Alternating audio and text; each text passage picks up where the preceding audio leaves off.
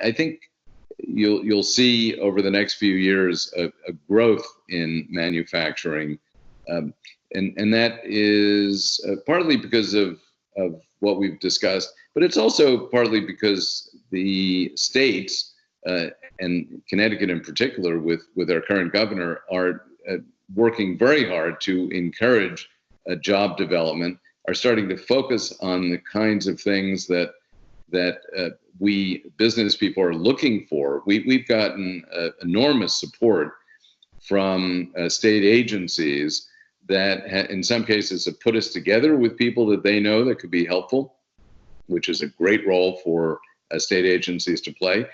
In some cases have offered financial help in the form of tax benefits and others that encourage us and incentivize us to move certain manufacturing here.